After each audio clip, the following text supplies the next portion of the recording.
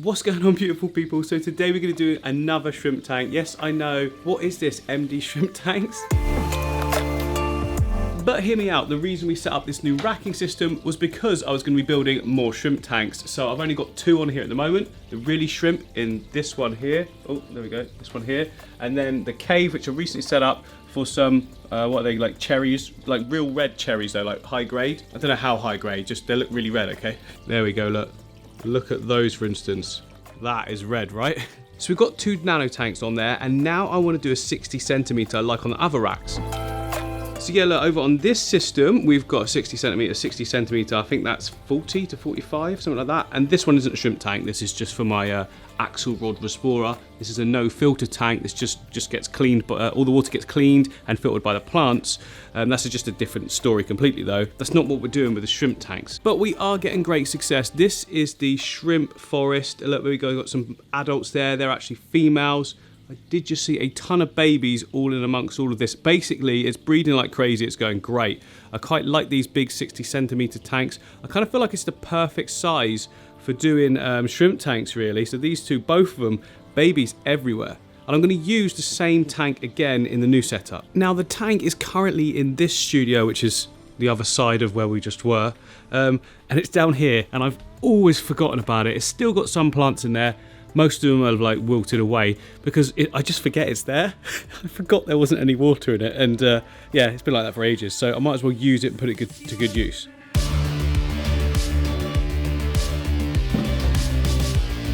Right, what have we got here? This is all sort of done with.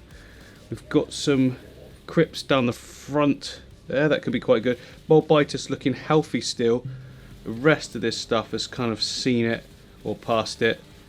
Cephorus Halfari, is it? Halfari? Anyway, yeah, that's quite good as well. So there's a few there I can still save actually. I'll put them over in this tank here because we've got some space now since the Buses and all the Anubias was taken out there.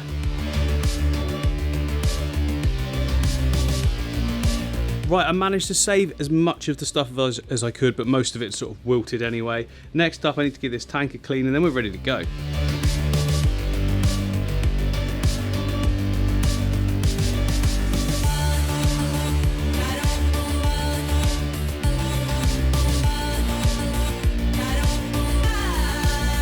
So that's the tank now in place. First job is the substrate system. Now, I'm not being too overly complicated with it. I'm going to do the same as I did up here in the cave tank, which was, I don't know if you can see it there, there's like a gravel and then an aquasoil on top. And what that means, we don't have to use so much aquasoil because it just isn't necessary. We've got a good inch there to plant into and it works. So I'm going to go for the same down here, use that gravel again as a base, put the aquasoil on top, and that can act as like a sort of absorbent area for our stones to go in. So obviously the top here is a cave structure, and that's like quite big, if you like. And then down in the bottom one, we're going to try and create a mountain so that it has like different perspective. So it looks like it's like giant scale. Do you know what I mean? But it isn't. It might just end up looking the same. Hope not though. Right, actually it turns out I'm going to have to compromise. I haven't got a lot of the gravel left. There's barely any in there actually. So I'm going to go in the back section with reusing some gravel that I had in a previous setup. So it should have some beneficial bacteria in it, which is good as well.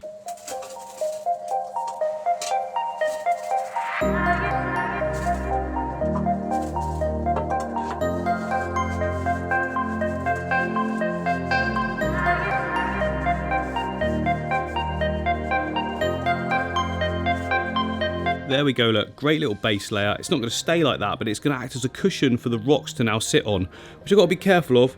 I haven't got much of a gap. I might have to slide this forward to put the rocks in, but I'm going to go with big rocks. We're trying to create scale, remember? Yeah, these are the rocks we've got. Look, this is elderly stone. Look at the level of detail on it. It's big as well, so I have to be a bit clever with it because, you know, it's a decent sized tank, isn't it? But it's not huge, so I've got no idea. I'm just going to start putting stuff in and just keep rearranging until I'm happy. So this is one of those that I think just worked out perfect. There's only 5 pieces of rock there, look. 1, 2, so the little one at the back, the big one in front, one there, and one off of the main sort of group. I'll adjust that again so it looks even more clear. But that's just awesome. It just worked out perfectly for me this time, and it does look like a little mountain range, doesn't it? So I had to move all of it across a little bit more this way because I forgot about the filter. I'm going to be using a little sponge filter that I've used in one of the other tanks. It works so well. Yeah, this one here, look. I just like it. It's quite sort of stylish as well. It just suits a shrimp tank, doesn't it? But now, of course, on top of all of this, I need to put more substrate, close in all the gaps, like in between there. There's a pocket at the back there that's just going to be awful for detritus and things getting lodged in. So we need to build it all up so that it doesn't just sit trapped down there. And we're going to start putting it on our gravel and aqua soil now on top of all of this.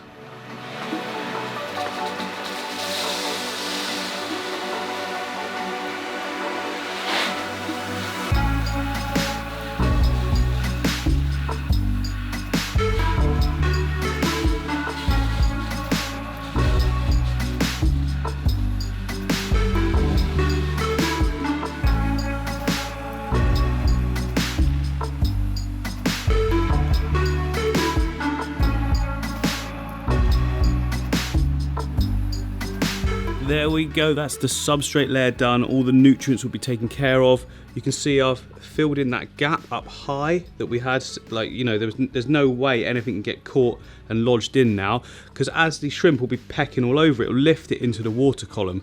And even right around the back here, look, that section at the back there, I've raised that right up so we can plant into that as well, which means we can have some nice sort of greenery just showing over the edges on the top. I think that'll just look so good. So we are now ready to start planting. Now down below this tank is where we've got the plant stored. So you can hopefully see there we've got some glossostigma, definitely going to use that. We've got some Monte Carlo over here. Again, I want to use that. We're creating different textures here.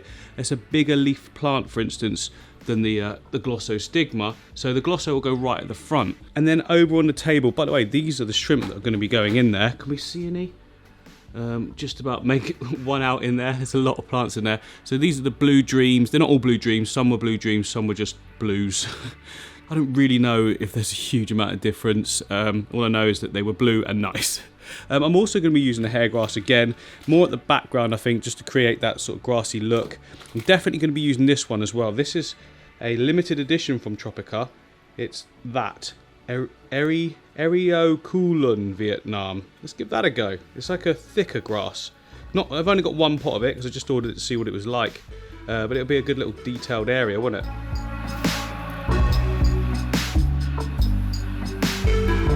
So yeah, I'm going to start with the Monte Carlo. I've not really given myself much room here, have I?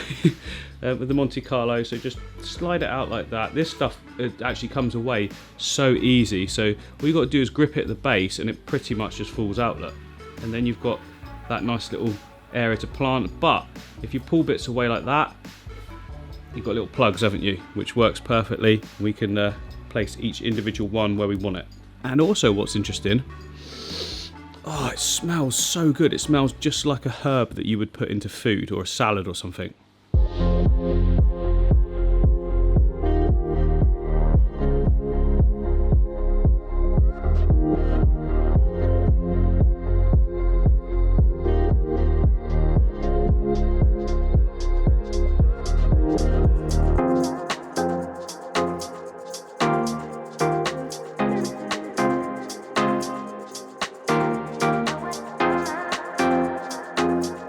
So you may have noticed on some other videos, like aquascaping videos, that people put loads of water in the soil first. I mean, that's just personal preference. I like to plant into dry soil. I just find it so much easier, less mess, and I can manipulate the roots right deep, and then I just flick over a little bit more dry soil, and that should lock it in place. Then when the water actually fills up, it sort of pulls everything in tight to lock it in. Just personal preference. I mean, however you find it easiest is obviously the best to do. Okay, next up, the next textures. Let's go with the glossostigma in the foreground here.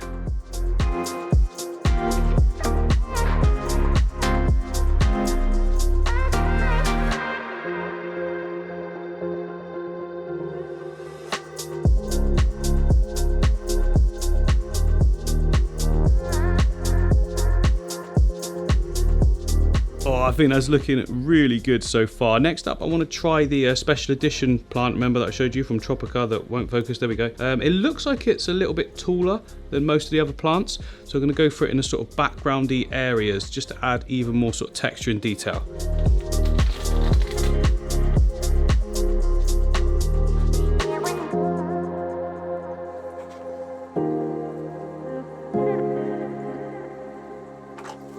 Tell you what, that's crazy easy to prepare. It's never normally as easy as that, so I guess it's just the structure of the root system.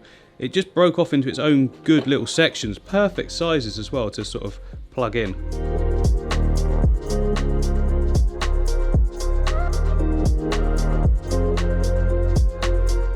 Oh, it's looking so good. Right now I'm just going to fill out a lot of these sort of darker areas where the aquasaur is just on its own with dwarf hairgrass, because that will just spread nicely and stay neat, and then the rest of it all will just sort of get more and more detailed and just grow in completely different to the hairgrass it does, but it will just look so good.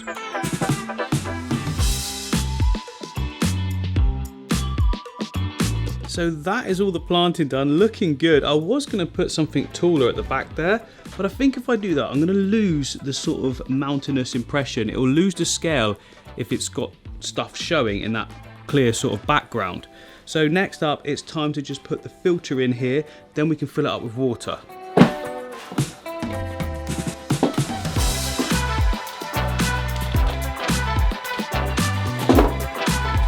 Right then, what we've got here, so these are the main spongy things. I think inside, I can't get this open. Yeah, inside there are spare sponges. I don't know why we need spare sponges, but we've got them anyway, which means that now that they're out, we can put the sort of biomedia into there. I mean, I know it's not a huge amount, is it? But every little helps, doesn't it? There's probably a lot of surface area in those balls as well. Then we've got this part that goes on the top and just sprays the water out for us. Simple, effective. I'll leave a link to this if you guys are interested as well. They work well. Clearly they work well, because this tank here is doing incredibly well. Babies everywhere, and yeah, it's not stopped working once. It's now 2 months old, something like that.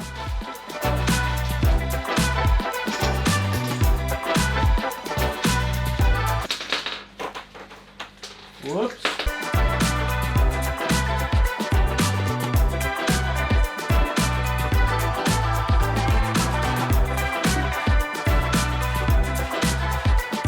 Right, we've got a slight issue. So the height is there, which is way above the tank, isn't it? Simple solution though. All I've got to do is cut the pipe. I started to do it and then I realised I should show you guys in case you need to do it as well. There's loads more height there than you actually need. You only need it a little bit above the sponges, don't you? So I'm going to cut everything in half, and then that means I can get it to the exact height that I want it.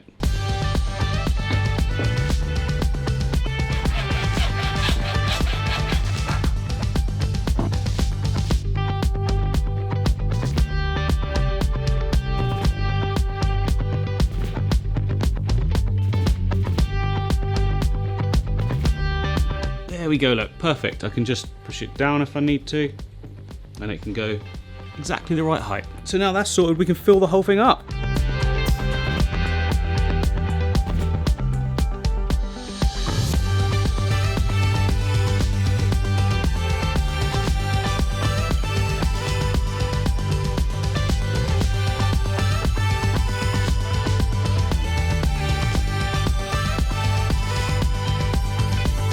So it is now the next day, and yeah, I'm so happy. It's turned out better than I was expecting. Just in one day, the tank looks insane. I mean, just look at that.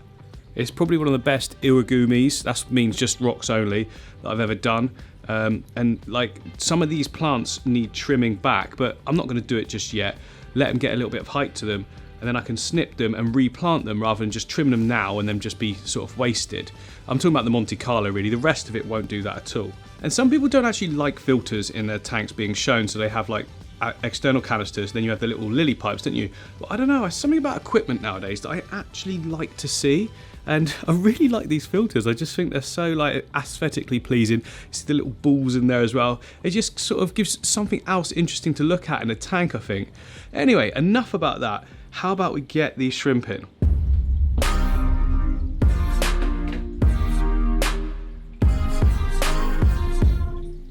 Right, I don't know if you guys noticed that then, but as I was pulling up the, what is that? It's hornwort, isn't it? As I was putting the hornwort up, they're all gripping to it, they wouldn't get off. So the easiest way to get shrimp off is just to dip them a few times, eventually they let go. I can already see some good colours and sizes going on. Oh, excited, let's get the rest out. Right, so I just had a count up and we've got 9. I did have 10, so we've obviously lost one along the way, but there's no body in there, so they must have eaten that. I suppose, you know, the great circle of life. I'd like to start with about 15 ideally, but you know, it's still going to work. It's just going to take more time. All my other colonies started with just 10, and now there's loads and loads of them. So yeah, just catch these up. I'm going to add in some ram's horn snails as well. So all of the shrimp tanks that I've got have got ram's horn snails in. And as I say that, well, look, you can see on the glass here, we've got like baby ones. There's big ones as well. Where are you all? Okay, there we go. Nice big one. Absolutely love ram's horn snails. They're my favourite.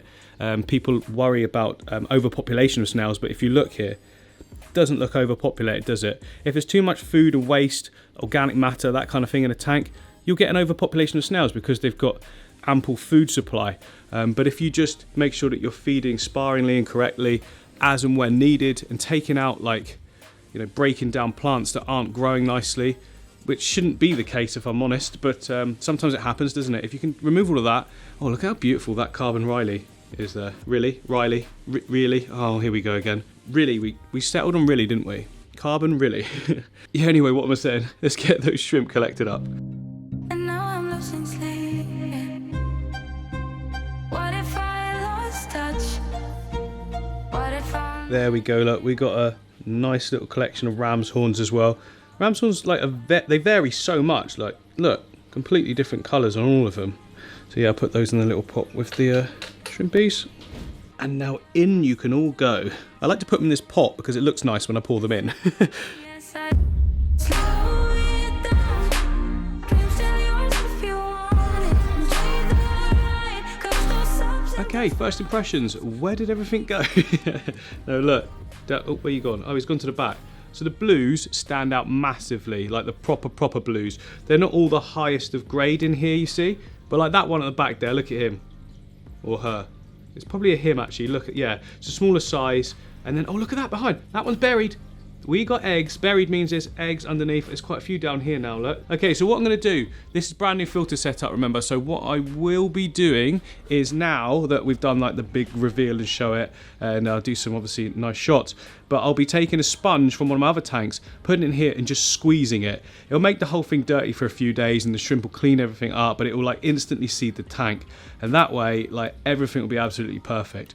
Plus, there's barely any bioload in here, so it's going to cycle itself without any problems, but why not boost it if you can? So that's what I'm going to do. I'm so happy about that. I didn't realise that one at the back there was buried, but it is. Ram's horn snails, they're getting to work straight away. I mean, there's nothing for them to munch on, but again, with this amount of light and a brand new setup, there's going to be diatoms and algae and everything coming on this in no time at all. So there's going to be plenty of food for everything. Oh, look, there we go. There we go. Look at that. How good do they... Oh, that's like a blue jelly, that one at the back there. See how it's sort of translucent? That's definitely a blue dream at the front there, isn't it?